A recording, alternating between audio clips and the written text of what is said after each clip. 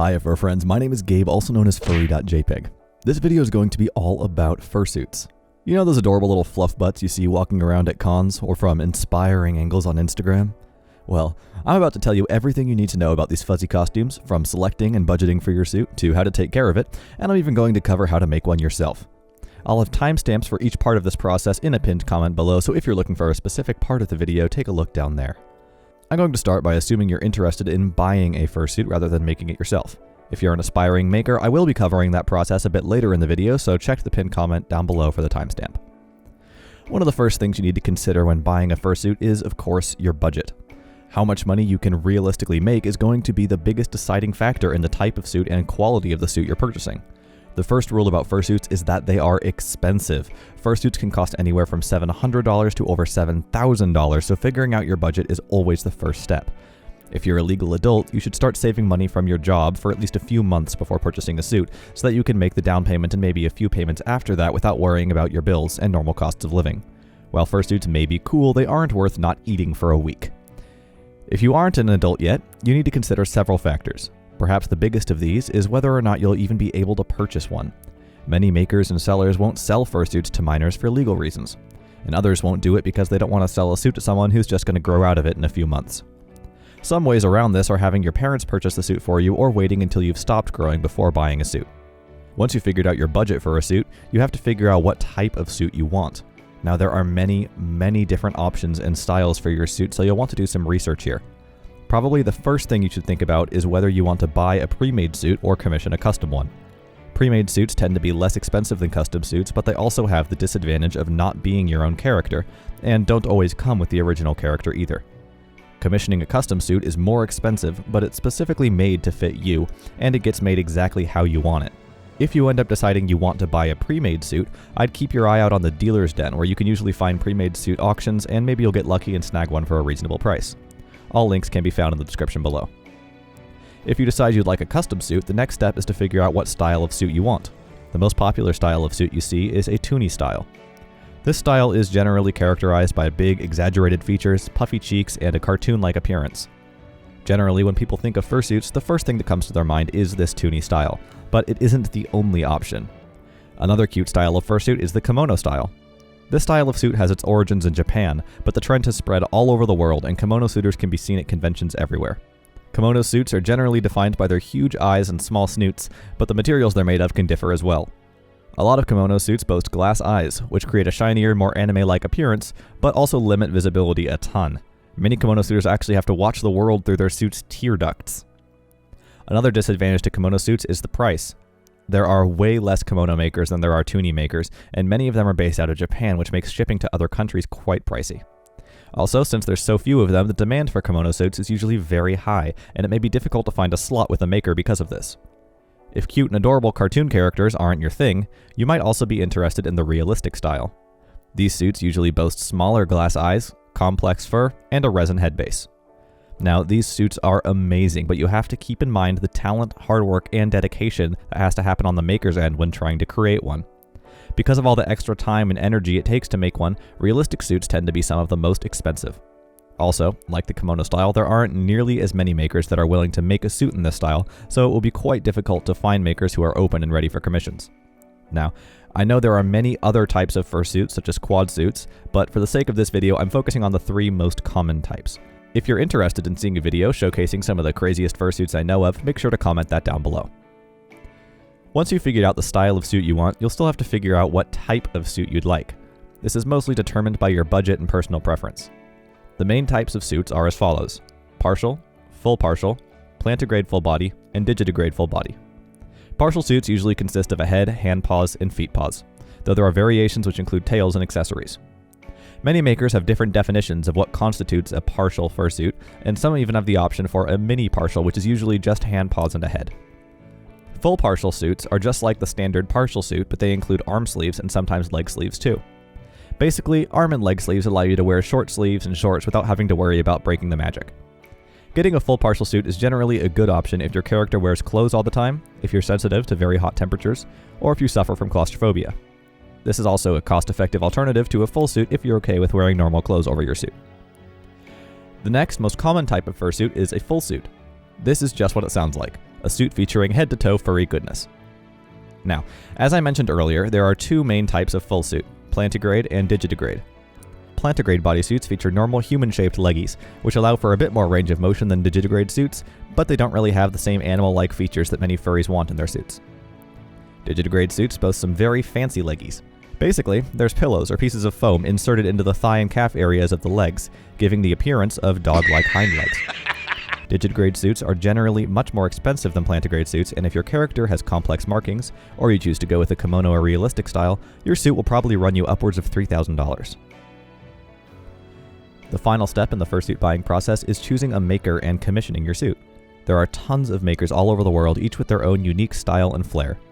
For example, even though Morpholess and Mischief makers both specialize in the toony style, you'll notice their styles are completely unique and easily recognizable in the crowd. Find a maker that best suits your style. There are many online resources that can help you choose a maker, which allow you to view ratings and reviews and see plenty of examples before commissioning. My personal favorite site is Get Fursuit. It provides a list of some of the best and most popular makers around the world, showing what country they're based out of, what style of suit they specialize in, and whether or not they're currently open for commissions. Once again, all links to these resources are in the description. Once you select a maker, you'll have to fill out a quote request form, set up a payment plan, and purchase it. Some makers charge a small amount of money to request a quote, usually only a few dollars, to pay for the time it takes for them to calculate the price. Usually, these quotes do not factor in the cost of shipping, but most makers will give you an estimate upon request. Some makers will also allow you to request a pickup at a certain con, which can be much more convenient and safe. However, there are many makers who don't like to have the deadline of a con forcing them to rush their art, and you shouldn't either if you want your suit to be as good as it can possibly be. Now here comes the hardest part: waiting. Depending on who you commission from and when you commissioned them, it can take anywhere from a couple months to over a year to receive your finished suit. This waiting is often very hard and will test your patience in many ways, but the wait is totally worth it, just saying.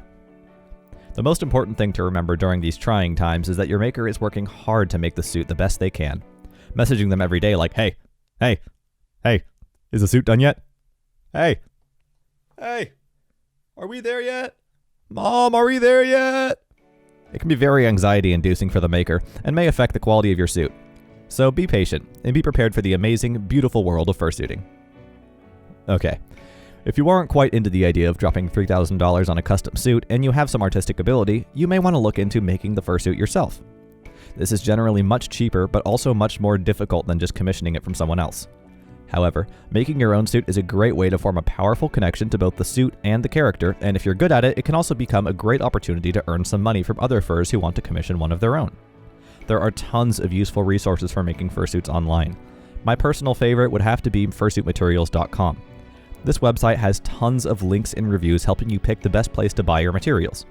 This site includes everything from foam to fur to patterns and templates, and everything is listed by what country the sites are based out of, so you don't have to worry about paying a ton of money for international shipping. There are also loads of tutorials on how to make your very own fursuit. Some are free resources that you can find via a simple search on YouTube, and some you have to pay for, either a one-time payment or a subscription-based service. My personal favorite would have to be Mugiwara Cosplay. I very well may have pronounced that wrong, so please don't judge me.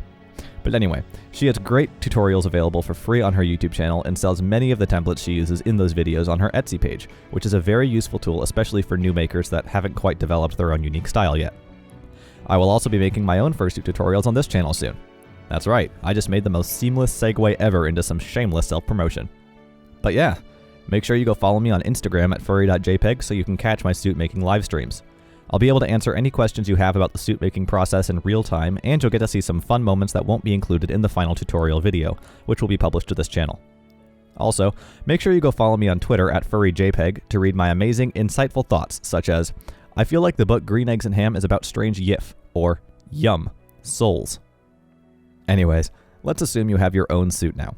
Whether you made it yourself, bought a premade, or commissioned a custom one, you've got a fursuit in your paws and you're ready to go wear it around. You've got to learn how to take care of it. Caring for your suit properly is important, not only for looking clean and fresh, but also for the life of the suit itself. You can make a fursuit last for many, many years if you take care of it properly. One of the most important one of the most important things you got to remember is to brush your suit. Brush your suit. Brush it. Brush your gosh darn mother fluffing family friendly suit. Go into any pet store, buy a nice, gentle brush that can untangle fur without, completely tearing it out. There are even some brushes made specifically for fursuits if you're willing to spend a little bit extra to make sure your suit lasts as long as possible. Also, it is vital for you to have disinfecting spray handy anytime you want to go suiting. Giving a few good sprays into your head, paws, and bodysuit after each time you wear it goes a long way and prevents you from smelling like a very musky husky. You can purchase a fursuit disinfecting spray online or make it yourself using a 50-50 mix of isopropyl alcohol and water. You can also add a few drops of some scented oil to make it smell nice in there, but be careful not to add too much. I'd never go over 10 drops because the smell can be very overpowering and have the opposite of the desired effect. If your fursuit has white or light colors in its design, be prepared to do some more hardcore cleaning as well. Ask your maker about how you should clean your suit. They'll always know what's best for their suits particularly. If your suit has any airbrushing on it, do not put it in the washing machine. The markings will wash away, fade, or worse, drip down and ruin the design of the fur. If there's a stubborn spot on your suit that just won't go away, it's time to break out some carpet cleaner and a gentle sponge or rag and go to town on those icky sticky dirt splatters. So, now you know how to commission a suit, make one yourself, and take care of it so it will have a long and happy life. What's next? Well, the only thing left for you to do, my friend, is go out there and have fun in your giant fluffy animal costume. If you plan on suiting in public, there are a few things you need to consider. The first one is, where will you be suiting? Many cities and places have laws against having your face covered or obscured in public, meaning no animal heads. I know, right? Other places just aren't really that comfortable with a bunch of wild mascots running around and being cute in their establishment. I know, right? So if you plan on suiting in public, check your local laws, and if you're planning on going to any stores or businesses, call them beforehand and make sure it's okay. The last thing we want is a poor furry being thrown out of the mall for being too fluffy. That's a no-go in my book. The second thing you'll want to consider is getting a handler. A handler is basically someone outside of suit that watches over you. The visibility and range of motion inside a fursuit is greatly limited, so having a handler can help as a second set of eyes and ears. Also, they can help carry essentials such as water and an emergency repair kit to help you stay happy and healthy out there. Plus, if there's a feral child who attempts to pull your fur or poke your eyeballs out, your handler can help control them and get their parents. I consider having at least one handler a necessity when public suiting, especially if you aren't an experienced fursuiter. At conventions, having a handler isn't quite as necessary since you'll be around other furries who hopefully understand that, aggressively stabbing someone's eyes isn't okay, but personally, I'd rather be safe than sorry, and I've always had a handler with me when I go suiting at a con. Alrighty then. Now you know all there is to know about getting your first fursuit. If I missed anything, or if you have any questions about any of the topics discussed in this video, make sure to comment them down below and I'll try to respond to as many of them as I can. If you enjoyed this video and it helped you out, make sure to smash that like button into another dimension and subscribe for more. Oh, and also hit that little notification bell to be notified of all my future uploads. I've got some good stuff coming. Also, that bell makes a really fun noise.